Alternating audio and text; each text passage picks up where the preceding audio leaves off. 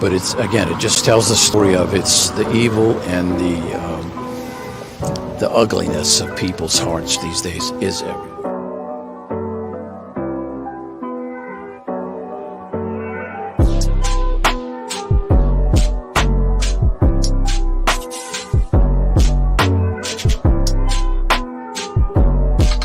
This is Franky Rose's Think Tank. Here's your host, Franky Rose. Hey guys, welcome back to the Think Tank. So we've got a press conference regarding that explosion at the Sandman Hotel. So let's check this out. People that were treated, there were 15 approximately that were transported. One is in critical condition and is over at Parkland Memorial Hospital in Dallas because there were some burns involved with that patient. Our thoughts and prayers are with her and with their family. I will tell you that the Fort Worth Fire Department Fire Investigations Unit is in the lead on the investigation of this. There was natural gas involved. We do not know if gas caused the explosion or the explosion caused the gas problem. So that's part of the investigation, and we're working collaboratively with the energy company Atmos to make that determination.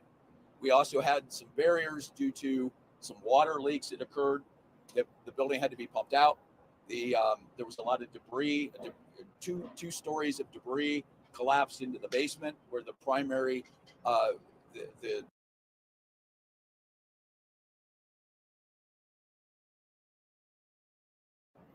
several of the victims were found.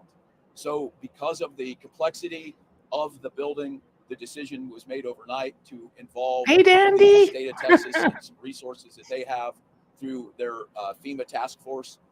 We brought them in for two things. Mainly, we brought them in for their technical assistance from a structural collapse standpoint to make sure we were putting our people in a good position to be safe. We also brought in some dogs that we have been using across the state, across the country, regarding cadaver dogs to make sure that if there was somebody that was trapped under the debris, we had the best opportunity to find them. That's part of what we call a secondary search. That search concluded this afternoon, a little over an hour ago, and we can confidently say at this point we have no indication that anybody is missing. We have no reports of anybody missing at this point. We have found no additional victims. Nice. So with best that, news ever. We are continuing to work collaboratively with the Fort Worth Police Department, with the Marshal's Office, with other city departments such as building and code enforcement to try to make sure that this building not just is safe, but is secure, and that we can work with the rest of the city to make sure that we get back to as normal of we've got parades coming and things like that. So we're working on trying to figure out what the next step is, because we expect that this is going to be closed for the next several days.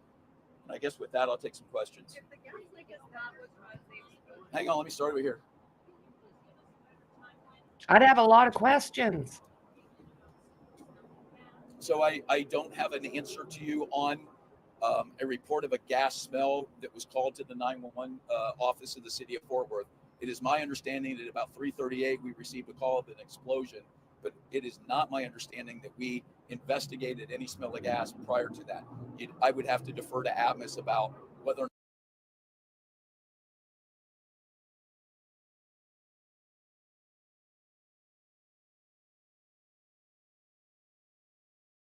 not they had received any call. If the gas leak is not what caused the explosion, what could the other possibilities be? Well, so we don't really know that. And that's part of the investigation. I will tell you with confidence that there's been a lot of social media reporting on different things that are nefarious in nature. And we have found no indication. And I spoke to City Council earlier today with Chief Noakes from the police department, and we have no indication that there's any purposeful intent to cause harm here. So those are, what else could it be?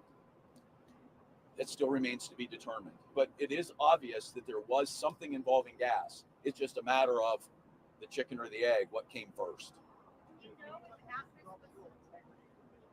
So that's a great question. The first thing that we had to do was remove surface area victims and get everybody out of there that was hurt, that we could safely extract from the building, provide treatment, collaboration with MedStar, and get them to local area hospitals. And I'd like to thank them. They did a great job as well, supporting not just us, but the issue here.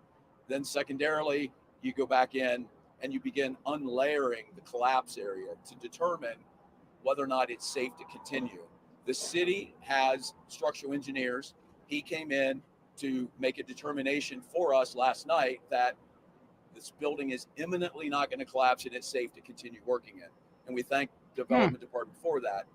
But when we reached out to the state and we asked for their assets, they also offered, and we took them up on, a structural collapse engineer, because as we move debris, we want to make sure that as we alter the debris field, we're not creating additional opportunities for collapse and injury to our folks who are trying to complete a secondary assessment.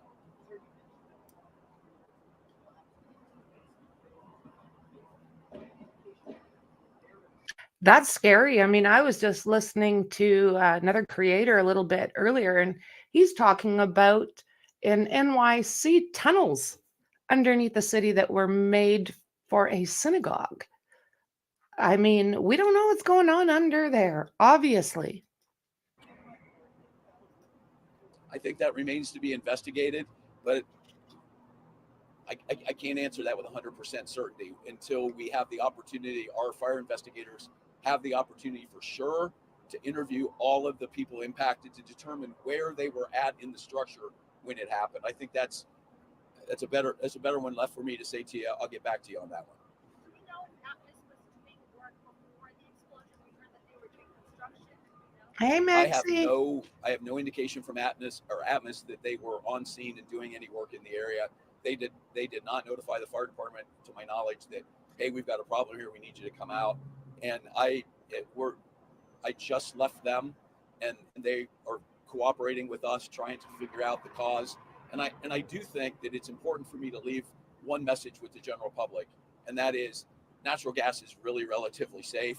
But if you smell anything, you smell the rotten egg smell of what natural gas is, then please call 911, please call the gas company, and we will immediately come out, investigate it, and try to determine the cause and contain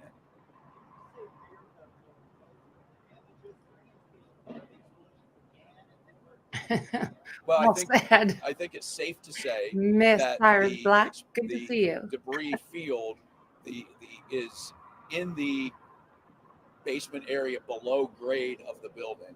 Now, that appears to be the case from assessment of fire rescue teams that are in there. There is significant damage in the building, and it is primarily in the sub-level area and obviously under the street, as you see on the south side of the intersection.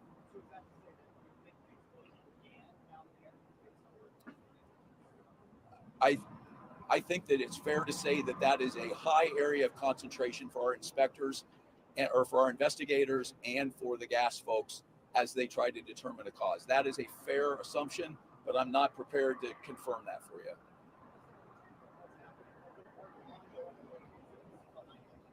So there's a couple different things that are going on. First of all, we have started a family reunification area for their personal belongings.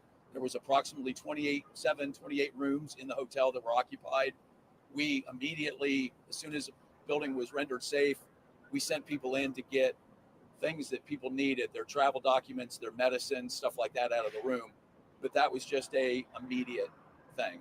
We're now going back in. We're working collaboratively with the leadership of the hotel to try to identify the belongings of people and get them back their belongings so they can go about their lives.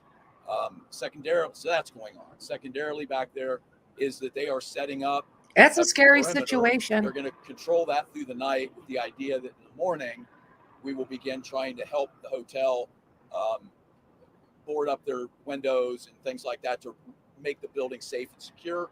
And then Atmos, and they can speak more to this, they are working on underground. They're looking to make sure that they've done their due diligence to make sure that there's no pressure issues with the line there. So that's the three things that are going on back there right now.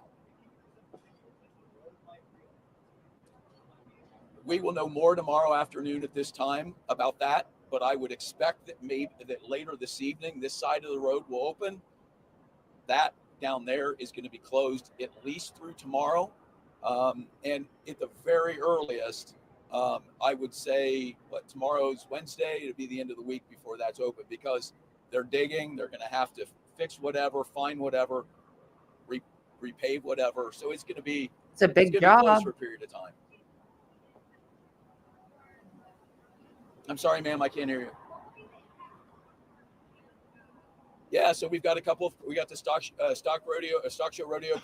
So I'm hoping that they also check the integrity of the buildings that were right around this place, because they're saying that, at least yesterday, that there was like grating and sewer lids and everything being thrown all over the place. So if it had that big of a force, I really hope that they are checking the integrity and strength of the buildings that are around there.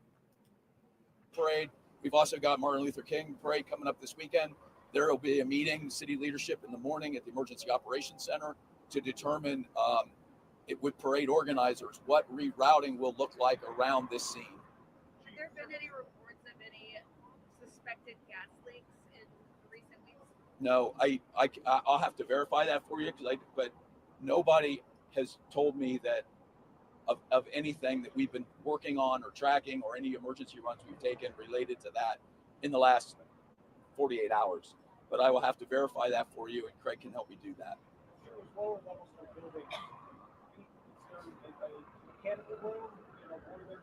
Yeah, yes, there is. It appears that there was a laundry room down there. It appears that it's in an area where a restaurant, a bar area, when you walk in. So concrete flooring, that concrete's reinforced with rebar that actually strengthens the concrete. So our folks had to cut through that, move that safely, make sure that they assessed what they were trying to do before they did it, in order to make sure that they didn't secondarily collapse anything. But yes, there were mechanical rooms down there, and the water came from the fire suppression system and the street water system that is in that area of the building as well. It's very interesting, especially finding that synagogue that was built underground in NYC. So I think from the first thing that you do is you trust your command staff to set up a immediate triage, treatment, transportation area, rescue surface victims, work collaboratively to secure the area with people like the police, make sure that the people are taken care of and that we've effected rescue. Once we get that done, nothing like this gets done without the collaboration of multiple departments. As an example, I mentioned the development department, code enforcement. There's just so many different people that TPW that come in that have to help us with this. This is not, hey, we're the fire department, we're the police department, we got this. There has to be collaboration, and so that's going on. So the first thing you do is surface area rescue. You make sure that you secure the area, and then you look for extended victims. You make sure that they're all treated and transported. Once the scene is secure, then you start worrying about what caused it and what we're going to do about it. Ma'am? Scary. I've seen minimal video of that, but yes. And that's part of the investigation. Street cameras and things like that are being accessed to make sure that as part of the investigation with the agencies that we're working collaboratively with, that they'll have access to all that information. Well, not at the moment, because we're just figuring out what's all available, and we're figuring out how to get access to it. But as part of the ongoing investigation, not at the moment, but I'll let you talk to Craig about making sure that when it is, if it is, you can have access to it. Okay? So I don't have a complete age range for you. It's my understanding they're all adults. It's my understanding that there are no children involved, but we are trying to work with MedStar, who did the transport, to make sure that we give that information. They're everywhere, Dandy. Unreal. The majority of injuries in something like this are strains, lacerations, eye injuries, things like that from the debris. There's some of the folks had concussion type injuries from the blast. And that's primarily it. The minor ones are aches, sprains, and strains with lacerations. The ones that are more serious are concussive type things from the explosion of the gas. They're lucky no one was hit. We'll let the chief have one last comment.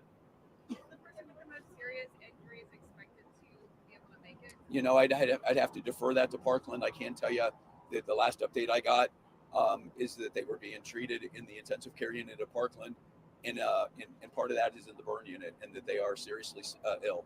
Oh, no. Anybody else? One more. That's great information. I had no idea, Dandy. I had no idea.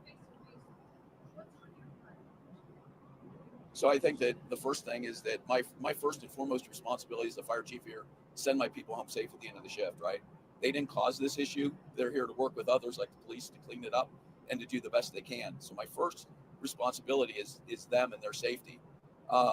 So that's where my heart lies, right? Secondarily, to the victims and their families, they're in our thoughts and prayers, and they always will be.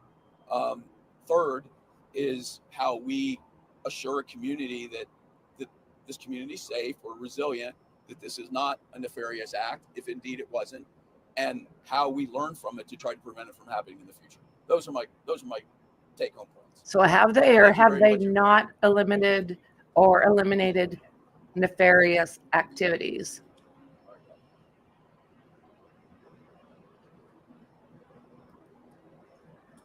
That's my question. So guys, that's what we've got. I just wanted to get the update out to you real quick. It's been a long day of streaming. I started at something like 6 o'clock this morning. I've been up since 4, but I thought that people might want to know what's going on as far as this goes. And if I see anything else, I'll get that up to you as well. Okay, guys, I'll see you in the next one. Bye.